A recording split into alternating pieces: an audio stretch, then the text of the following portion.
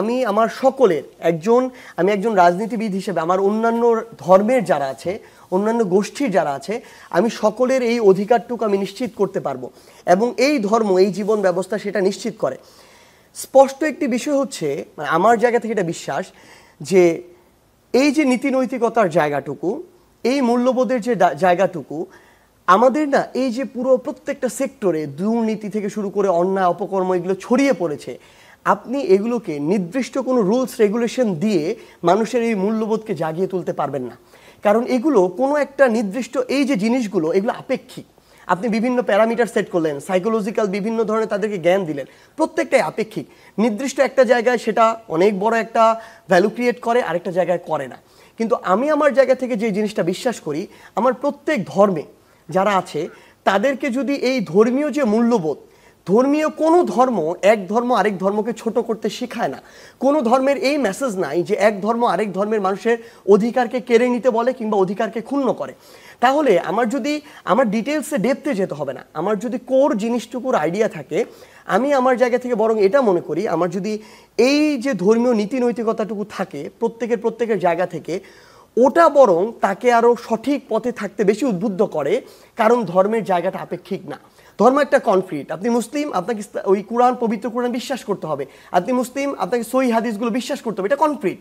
So এই জায়গাটাতে যদি আপনি বিশ্বাসী হয়ে উঠতে পারবেন, তাহলে একটাই প্রশ্ন, ধর্ম যদি মনে করেন যে আপনাকে সঠিক পথ দেখায়, সবার অধিকার নিশ্চিত করে, বরং এটা আপনাকে আরো ভালো জায়গায় রাখবে। বুঝেছি। তার মানে সেই জায়গা থেকে আমি আমার জায়গা থেকে বরং মনে করি যে আমি আমার জায়গা থেকে ধর্মের প্রতি আমার ওই রেসপেক্ট অবশ্যই থাকবে একজন ব্যক্তি হিসাবে, এবং আমি সেটা মেনে চলার চেষ্টা করব। কিন্তু কখনো আবার এটাও হবে না যে আমি ধর্ম আর রাষ্ট্রকে গুলিয়ে ফেলবো। মানে এটা আপনার কোনো পপুলার স্ট্যান্ড নয় না, আপনার ধর্মীয় বিশ্বাস। দেখুন, মানে আমাদের প্রত্যেকের এই ধর্মীয় বিশ্বাসটা, মানে যারা এটা, মানে আমি যেটুকু বিশ্বাস করি আমি সেটুকু ধরেন সামনে নিয়ে আসি, না নিয়ে এসে বিভিন্ন ব্যাকডোর খেলার চেয়ে যেটুকু সত্যি সেটুকু স্বীকার করাটা আমি মনে করি আরো বেটার। জামাতের আমির একটি কথা বলছিলেন যে রমজান মাসে দিনের বেলা হোটেল রেস্টুরেন্ট বন্ধ সহ সব অশ্লীলতা বন্ধে কার্যকর ব্যবস্থা নেওয়ার তিনি একটা আহ্বান জানিয়েছেন। আজকে দেখছিলাম লক্ষ্মীপুরে হোটেলে খাওয়া দাওয়া করছে, কান ধরে উঠবস করানো হলো। জামাত আমিরের এই বক্তব্যকে আপনি কিভাবে দেখেন? না, প্রথম কথা হচ্ছে তিনি এক্স্যাক্ট এই বক্তব্য তার আমি সরাসরি এ পর্যন্ত শুনি নাই। কিন্তু যদি আপনার এটাই হয়, আমি আজকের ঘটনাটা দেখেছি, যেটা লক্ষ্মীপুরে যে ঘটনাটার কথা বললেন, এটার প্রেক্ষিতে যদি বলি, একটু আগে যেটা আমি বলছিলাম, আমাদের জায়গা থেকে ধর্ম আর রাষ্ট্রকে এক করে ফেললে হবে না। আমি আমার জায়গা থেকে মনে করেন একজন মুসলিম হিসাবে আমার এই রোজাটা করা ফরজ এবং এটা থেকে বিরত থাকা শ্রেয়। কিন্তু দেশের একজন নাগরিক, সে মুসলিম, ধরুন জন্মসূত্রে মুসলিম, বা সে ইসলাম ধর্মের, সে তো এটা বিশ্বাস নাও করতে পারে। সো অনেক অন্যান্য ধর্মের আছে, শিশু আছে, নারী আছে, শেষ করি, এবং অন্যান্য ধর্মেরও যারা আছে তার সাথে তো এটা যায় না। সো আমি কোনোদিন আমার জায়গা থেকে, সে ইসলাম ধর্মেরই হোক, একজন মুসলিমই হোক, অন্য জনকে তো বলতেই পারবো না, আমি মুসলিমও কাউকে আমি আমার জায়গা থেকে এটা এইভাবে বাধ্য করতে পারি না। কারণ কি, রাষ্ট্রকে না সবাইকে আঁকড়ে রাখতে হয়, সবাইকে ধারণ করতে হয়। ধর্মের জিনিসটা ভিন্ন। আবার আরেকটা গুরুত্বপূর্ণ পয়েন্ট হচ্ছে, ধর্ম কোনো চাপিয়ে দেওয়ার বিষয় না যে আমি একজনকে বাধ্য করব, বরং এতে হিতে আরো বিপরীত হতে পারে। ফাইন, আমরা আলোচনার প্রায় শেষে চলে আসলাম। আপনাদের রাজনৈতিক দল নিয়ে একটু আলোচনা করতে যাচ্ছিলাম। আপনারা বলছেন যে আপনারা মধ্যপন্থার রাজনীতিতে বিশ্বাস করেন। তো আমি থিওরিটিক্যালি আসলে তারা অনেকটা মধ্যপন্থা, কিন্তু সেন্টার অফ দ্য লেফট অথবা সেন্টার অফ দ্য রাইট। তা আমি এই ব্যাপারে একজন রাজনৈতিক বিশ্লেষকের সাথে কথা বলেছিলাম, প্রফেসর মাহবুবুল্লাহ। তিনি বলছেন যে মধ্যপন্থা আসলে হচ্ছে সুবিধাপন্থা।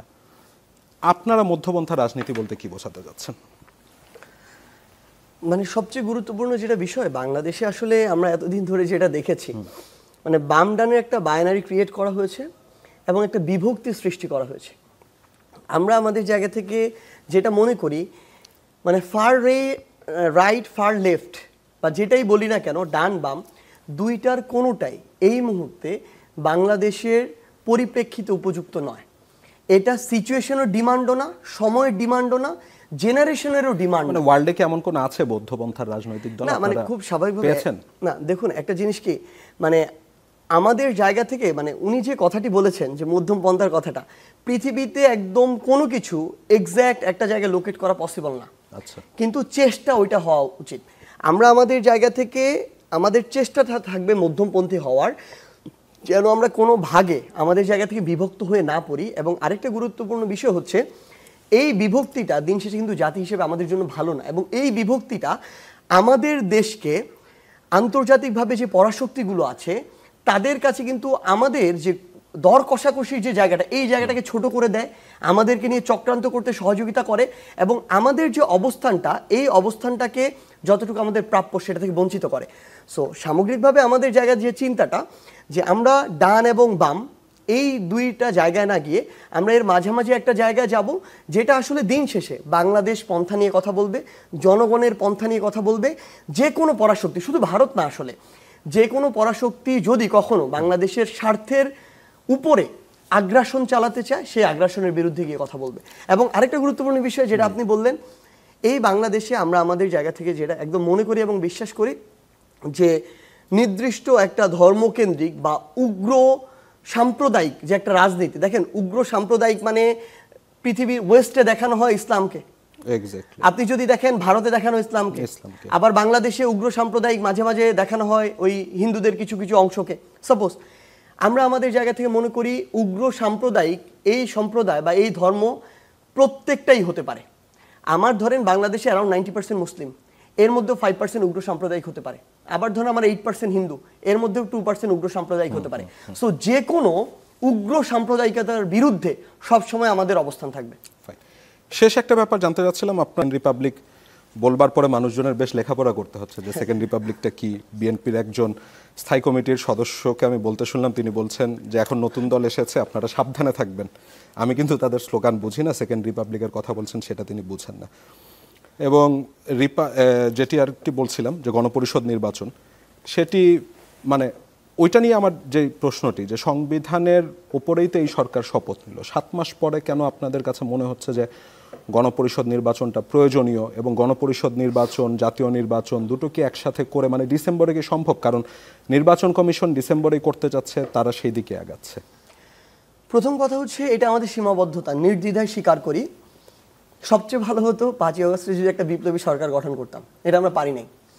দ্বিতীয়ত আমরা চেয়েছিলাম একটা জাতীয় সরকার করতে, পারেননি কেন? কারা কারা বিরোধিতা করলো? না, খুব স্বাভাবিকভাবে অন্যান্য যারা রাজনৈতিক দল ছিল তারা, আমরা আসলে এই যে এখন বলে বিএনপি জামাত তারাও আছে, সবার সাথে কথা বলা হয়েছে। এই যে অন্তর্বর্তীকালীন সরকারের কথা যে বলে যে ছাত্রদের সরকার, এমন কোনো ক্রিয়াশীল রাজনৈতিক দল আমাদের সাথে অ্যাক্টিভ যারা ছিল আন্দোলনে, এমন কেউ ছিল না যার সাথে কথা হয়নি। আমাদের বিএনপির ভারপ্রাপ্ত চেয়ারম্যানের সাথে কথা হয়েছে, সুশীল সমাজ বলেন, বুদ্ধিজীবী সমাজ বলেন, সবার সাথে কথা হয়েছে। অন্তর্বর্তীকালীন একটা সরকার হয়েছে, বিপ্লবী সরকার। আমরা আমাদের জায়গা থেকে আসলে মানে ব্যাপারটা হয়তো অনেকটা এরকম ছিল, মানে যার আসলে ভিতটা নরম সে তার ভয়টা বেশি। এই জন্য 3 তারিখে এক দফা হওয়ার পরে কোনো ফাইট দেওয়ার সাহস না করে খুনি হাসিনা পালিয়ে গিয়েছে। এই অভ্যুত্থানটা হয়তো আমরা ভেবেছিলাম আর 7 দিন 10 দিন পরে হবে।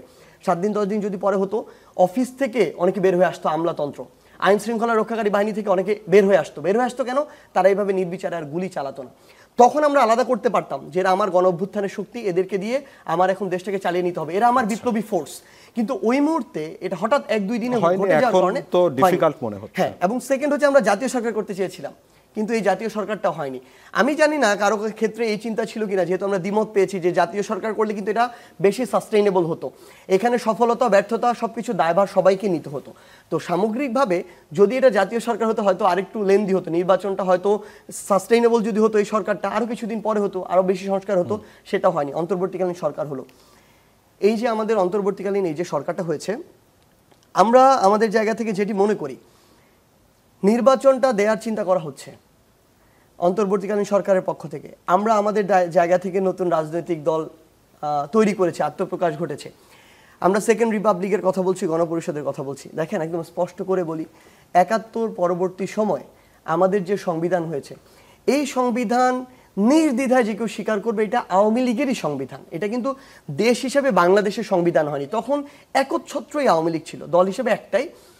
তাদের দ্বারা মানে দলের সংবিধান হয়ে উঠেছিল, যতটা না দেশকে রিপ্রেজেন্ট করে ততটা দলকে, এবং তখন দল হিসেবে আওয়ামী লীগের উপরে ভারতের একটা বড় প্রভাব ছিল। সো আমার যে স্বকীয়তা এটা কিন্তু ওইখানে উঠে আসেনি, সেটা বুঝেছি। মানে আমি সময়টা বুঝতে যাচ্ছিলাম যে দুটো কি সম্ভব নাকি। আরেকটা জিনিস, হ্যাঁ, আর এটা আসলে মানুষের কাছে না এই দুইটার কনসেপ্টটা অনেকের কাছে ক্লিয়ার না। ওই যে আপনি যেটা বললেন, অনেক রাজনীতিবিদ বলছে যে তারা এটা বুঝছে না।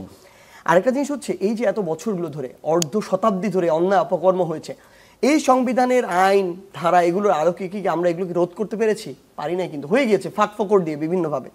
আবার দেখেন এই অভ্যুত্থানের যে স্পিরিট, যদি দিন শেষে আসলে আমার এই সংবিধানটা কার্যকরী হতো, এই অভ্যুত্থান কোনদিন আসতো না। সো এসেছে, নিশ্চয়ই ওখানে কোনো গলদ আছে। তো সেখান থেকে আমাদের নতুন একটা চাওয়া আছে। এই চাওয়াগুলোর আলোকে আমরা বিশ্বাস করি নতুন একটা সংবিধান প্রয়োজন। এখন প্রশ্ন হতে পারে সংশোধনী হতে পারে, ভাই সংশোধনী তো 17টা হয়েছে, এখন পর্যন্ত বিন্দুমাত্র কোনো পরিবর্তন এসেছে? ক্ষমতায় যারা এসেছে তারা তাদের মতো করে সংশোধনী দিয়েছে। তো সেই জায়গা থেকে আমরা মনে করি যে গণপরিষদ আসলে দেখেন, ইলেকশনটাই আমার গণপরিষদ হবে, ইলেকশনের মাধ্যমে যারা নির্বাচিত হবে তারাই যদি আমাদের শেষ করতে হবে একই সাথে নতুন একটা সংবিধান রচনার কাজটা করবে, পাশাপাশি একজন গণপরিষদের সদস্য হিসাবে। যদি এই দুইটাই একসাথে হয় তাহলে আমরা সবচেয়ে গুরুত্বপূর্ণ বিষয় যেটা, আমরা গণপরিষদটাও পাচ্ছি, সময়ের ডিমান্ড, জেনারেশনের ডিমান্ড অনুযায়ী নতুন একটা সংবিধানও পাচ্ছি, এবং সবচেয়ে গুরুত্বপূর্ণ বিষয় যেটা, সেটা আমাদের জায়গা থেকে যে এই মুহূর্তে বাংলাদেশের যে একটা ডিমান্ড আছে, এই ডিমান্ডটা পূরণ হচ্ছে, অভ্যুত্থানের স্পিরিটটা, যে কাঙ্ক্ষিত চাওয়াটা, সেটা পূরণ হচ্ছে। সার্জিস, আপনাকে অসংখ্য ধন্যবাদ আমাদেরকে এতক্ষণ সময় দেওয়ার জন্য। আরো কিছুক্ষণ আপনার সাথে কথা বলতে পারলে ভালো লাগতো, তবে আমার প্রোডিউসার এবং আপনার মাধ্যমে পুরো বাংলাদেশের মানুষকে জাস্ট একটা মেসেজ, সেটা হচ্ছে দিন শেষে আমরা যেন ছোটখাটো ব্যক্তি স্বার্থ, গোষ্ঠী স্বার্থ, দলীয় স্বার্থ, এগুলোর বাইরে অন্তত এখন এত রক্তের পরে